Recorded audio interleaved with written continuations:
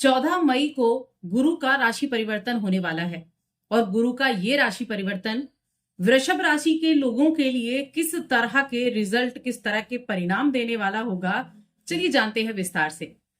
जय माता दी दोस्तों, आप सभी का स्वागत है हमारे YouTube चैनल अमृता एस्ट्रो में। और आज की इस वीडियो में मैं बात करूंगी गुरु बृहस्पति के राशि परिवर्तन के प्रभाव के बारे में। देखिए, गुरु का जो गोचर है ना, वो लगभग 1 वर्ष में होता है, यानी कि एक राशि में वो 12 से 13 महीने रहते हैं, उसके बाद अगली राशि में प्रवेश करते हैं। इस तरह से सभी 12 राशियों का चक्कर 12 वर्ष में लगाते हैं। अभी तक शुक्र की राशि वृषभ राशि यानी आपकी राशि में विराजमान थे गुरु बृहस्पति, और अब उनका गोचर आपके द्वितीय भाव में होगा जो कि बुध की राशि है। तो आपने बहुत सारे अभी चीजें सुनी होंगी, बातें सुनी होंगी कि गुरु बृहस्पति अतिचारी होने वाले हैं और अतिचारी गुरु बहुत कुछ चीजों में बदलाव करने वाले हैं। तो हम अतिचारी क्या है ये भी जानेंगे, कैसे आपको लाभ मिलेगा ये भी जानेंगे, क्या आपको करना चाहिए ये भी, सावधानी और उपाय भी, सारी चीजें हम यहाँ विस्तार से इसमें कवर करेंगे। तो आगे बढ़ने से पहले छोटा सा निवेदन है, चैनल पर पहली बार आए हैं, अभी तक चैनल सब्सक्राइब नहीं किया है तो नीचे लाल बटन को दबाकर सब्सक्राइब कर सकते हैं। कुंडली दिखाना चाहते हैं तो स्क्रीन पर नंबर मिल जाएगा, वहां आप हमें कांटेक्ट कर सकते हैं। तो देखिए, अतिचारी की बात हम पहले कर लेते हैं। तो देखिए, 14 मई को गुरु का राशि परिवर्तन है और यहां ये 12 वर्ष के बाद आए हैं। तो एक निश्चित समय सीमा है ग्रह की एक राशि से दूसरी राशि में जाने की, यानी कि 12 महीने का समय हो गया। लेकिन होगा क्या कि ये जो इनका टाइम पीरियड है ना, इसको ये बहुत जल्दी कंप्लीट कर लेंगे। 5 महीने बाद ही राशि बदलेंगे, यानी कि ये इतनी तेज गति रखेंगे कि 18 अक्टूबर को ये कर्क राशि में प्रवेश कर जाएंगे। यानी जिस काम को ये 12 महीने में करने वाले थे, 1 वर्ष में करने वाले थे, उस काम को ये 5 महीने में कर लेंगे। तो आप ये भी कह सकते हैं कि न जाने गुरु बृहस्पति को कहां जाने की जल्दी है, जो इतने शीघ्र अपनी जो गति है वो बहुत तीव्र कर रखी है। लेकिन यहां ये कुछ वक्त पर रहेंगे। यहां ये 18 अक्टूबर से 5 दिसंबर तक रहेंगे। 5 दिसंबर को फिर से वापस मिथुन राशि में गोचर कर जाएंगे।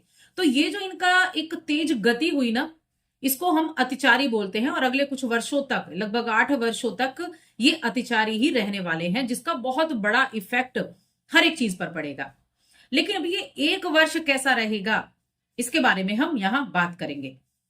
सबसे पहली चीज तो यह है कि आपके द्वितीय भाव में गुरु का गोचर होने वाला है, जो धन का भाव है, कुटुंब का भाव है, आपकी वाणी का भाव है। और ये मिथुन राशि है। मिथुन राशि जो संवाद की कारक है या कम्युनिकेशन, आपके इंटेलिजेंसी, बुद्धि का कारक बुद्ध को माना जाता है, जहां पर गुरु ज्ञान के देवता गए हैं।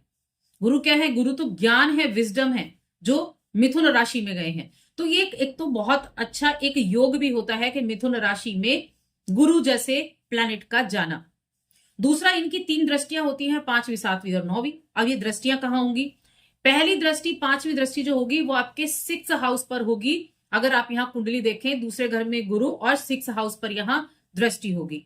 दूसरी दृष्टि इनकी जो होगी वो 8th हाउस पर होगी। और तीसरी दृष्टि इनकी जो होगी वो आपके 10th हाउस पर यानी करियर के भाव पर होगी। अब ये दृष्टियां क्या करेंगी? वैसे तो गुरु की दृष्टि अमृत के समान होती है, क्योंकि गुरु जहां देते हैं, जहां आशीर्वाद देते हैं, वहां वो अच्छे रिजल्ट देने का काम करते हैं। तो क्या ये चीजें आपके जीवन में रहने वाली है, इसके बारे में हम यहां बात कर लेते हैं। सबसे पहली चीज, 6ठे घर पर गुरु की दृष्टि का होना आपको बहुत सी चीजों से उभारेगा।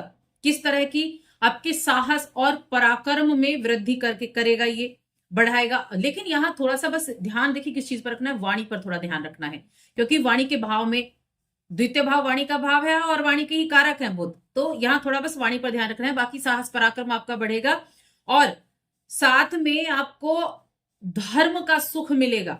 धार्मिक रहेंगे, आध्यात्मिक रहेंगे, अध्यात्म का सुख भी आपको मिलेगा। अध्यात्म के लिए भी यह समय बहुत अच्छा है, क्योंकि अष्टम पर भी दृष्टि है। अष्टम क्या है? गुप्त भाव है, साथ में ये रहस्यों का भाव है, गुप्त शिक्षा, गुप्त ज्ञान का भाव है। तो कुछ धर्म कर्म की चीजों की तरफ भी आप जुड़ सकते हैं। साथ में कुछ ना कुछ नई चीजें सीखने की तरफ आप जुड़ सकते हैं। रिसर्च, पूजा पाठ, आपका फोकस इन चीजों पर रहेगा। जो रिसर्च की फील्ड में है उनके लिए बहुत अच्छा रिजल्ट मैं कह सकती हूँ। और ये आपका जो कंसंट्रेशन है ना, उसको आप हटने ना दें बिल्कुल भी। ये फोकस आपको बनाकर रखना है हर एक चीज पर, तो आपको अच्छे रिजल्ट मिलेंगे। अब यहाँ और क्या होगा, प्रमोशन होने के चांसेस आपके लिए बढ़ेंगे। छठे भाव पर जो गुरु की दृष्टि है, छठा भाव नौकरी का है, नौकरी में अच्छे रिजल्ट आपको मिलेंगे। देखिए छठा और 10वां दोनों पर भाव पर दृष्टि है, तो दाम्पत्य सुख भी मिलेगा, विवाह का सुख भी मिलेगा, विवाह के योग भी बनेंगे और दाम्पत्य जीवन अच्छे होने के योग भी बनेंगे। करियर भी आपका अच्छा रहने वाला है इस गुरु के गोचर से। नौकरी करने वाले लोगों के लिए काफी अच्छा ये टाइम पीरियड होने वाला है। नई जॉब के चांसेस भी यहां बनने वाले हैं, लेकिन साथ में थोड़ी सी सावधानी भी है। अब देखिए क्या चीजें हैं, इसका हम ध्यान रख, अगर इस पर हम बात करें तो अष्टम भाव क्या है, पैतृक संपत्ति का भाव भी होता है, और दूसरा भाव है कुटुंब का, जहां बैठकर सप्तम दृष्टि से अष्टम को देखेंगे गुरु बृहस्पति। तो सबसे पहली चीज, अगर आपका किसी भी अपनी पैतृक संपत्ति को लेकर कुछ भी विवाद चल रहा है, कोई भी परेशानी चल रही है, तो ज्यादा ध्यान रखने की आवश्यकता होगी, ज्यादा सुरक्षा करने की आवश्यकता होगी अपनी पैतृक संपत्ति की। पहली चीज तो ये हो गई।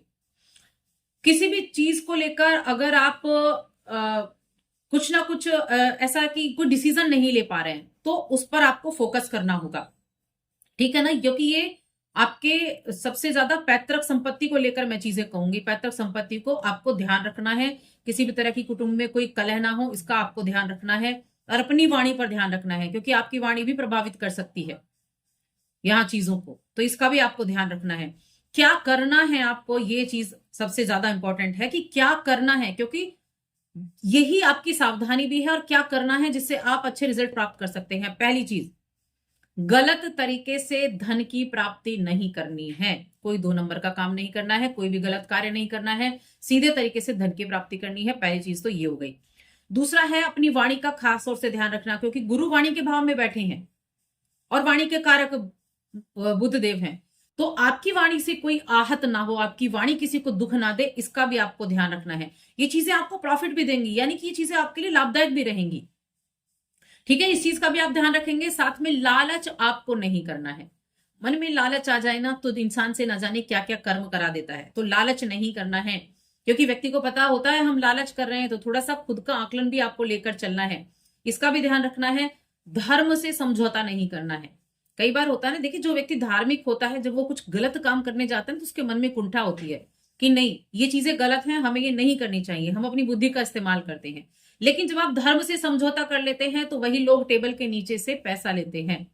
जब अष्टम में राहु होता है और गुरु और सूर्य की पोजीशन अच्छी ना हो, तो वह व्यक्ति 2 नंबर से पैसा कमाता है। लेकिन अगर गुरु और सूर्य अच्छे हो, वह व्यक्ति अपनी जो उसकी खुद की बनाए हुए एक क्या कहते हैं कि अपनी तरीके से काम करता है, वो किसी के दबाव में आकर नहीं करेगा, किसी 2 नंबर का पैसा नहीं लेगा, यानी कि अपने जो उसने एक सिस्टम बना लिया कि मुझे इस तरह से काम करना है, तो वो उसी तरह से काम करेगा। तो यही है, धर्म से समझौता नहीं करना है। यही चीज यहां पर मायने रखती है कि 2 नंबर से किसी को दुख देकर पैसा नहीं कमाना है, इस चीज का ध्यान रखें। गलत मार्ग, गलत संगति, इसका ध्यान रखना है। अब ये जो मैंने बताया कि क्या नहीं करना है, इसको ध्यान रखने वाली जो बातें हैं, यही आपको आगे भी लेकर जाएंगी, यही आपको प्रॉफिट भी दिलाएंगी, इसी मार्ग पर चलकर आपको अच्छे रिजल्ट भी मिलेंगे। गलत संगति आपको गलत लोगों की तरफ लेकर जाएगी, गलत कार्य करा सकती है, गलत मार्ग पर ले जा सकती है, तो ये चीजें आपको बैलेंस करनी होंगी। बाकी होगा तो ये सब कुछ, सुख भी मिलेगा, दाम्पत्य सुख भी मिलेगा, प्रमोशन भी होगा, पद प्रतिष्ठा भी बढ़ेगी, सामाजिक जीवन भी आपका अच्छा रहेगा, वहां थोड़ा वाणी का ध्यान रखना है। तो ये चीजें आपके लिए सावधानी पूर्वक रहने वाली हैं। तो ये समय है कि आप अपने कर्मों के द्वारा या गुरु के आशीर्वाद से किस तरह से धर्म की राह पर चलकर रिजल्ट प्राप्त कर सकते हैं। यही आपके लिए मैं कहूंगी उपाय भी रहेगा कि उपाय आपको क्या करना है, इसके बारे में भी। तो सबसे पहली चीज तो मैं कहूंगी नौकरी के लिए अच्छा है, बिजनेस के लिए थोड़ा सा ध्यान रखने की आवश्यकता है। शादी के योग भी बनेंगे, दाम्पत्य सुख भी मिलेगा, अध्यात्म सुख भी मिलेगा। अब उपाय की बात कर लेते हैं, और उपाय मैं कहती हूं जो मैं उपाय बताऊंगी 100% उसका पूरे वर्ष आपको रिजल्ट देखने को मिलने वाला है। अच्छा, हमने थोड़ा सा यहां पर इसकी बात नहीं की कि जो अतिचारी गुरु होंगे 18 अक्टूबर से 5 दिसंबर तक, तब क्या होगा, तो ये आपके तीसरे भाव में प्रवेश करेंगे, कर्क राशि में, जहां गुरु उच्च के भी होते हैं, तो यहां भी प्रवेश करेंगे। तो ये समय जो है ये थोड़ा सा चेंज लेकर आएगा, और ये अच्छा टाइम पीरियड रहेगा। ये आपके जीवन में आपको धर्म से जोड़ेगा, उच्च शिक्षा, आपका ट्रांसफर वगैरह हो सकता है, ट्रेवल वगैरह से काम करते हैं तो वहां से आपको अच्छे रिजल्ट देखने को मिलेंगे, क्योंकि यहां से आप अपनी इच्छाओं की पूर्ति कर सकते हैं, आपकी महत्वाकांक्षाएं बढ़ सकती हैं। तो ये टाइम पीरियड बहुत उत्तम होने वाला है आपके लिए, जब 18 अक्टूबर से 5 दिसंबर तक का। अब उपाय की बात करते हैं। उपाय आपको क्या करना है? सबसे पहला उपाय तो यह है कि प्रतिदिन अपने घर में गुगुल, लौंग, कपूर इनका धुनी आप कीजिए। ये आप अपने घर में प्रतिदिन जलाइए, जरूर जलाइए। दूसरा, देवी कवच का पाठ कीजिए। देवी कवच का पाठ करना प्रतिदिन, ये बहुत अच्छे रिजल्ट आपको देकर जाएगा, बहुत अच्छे रिजल्ट आपको देगा। तो आप ये करके जरूर देखिए, पूरे वर्ष इससे आपको अच्छे रिजल्ट प्राप्त जरूर होने वाले हैं। तो बस ये 2 उपाय करने हैं और आज की इस वीडियो में इतना ही। वीडियो कैसी लगी हमें कमेंट करके जरूर बताएं। जय माता दी।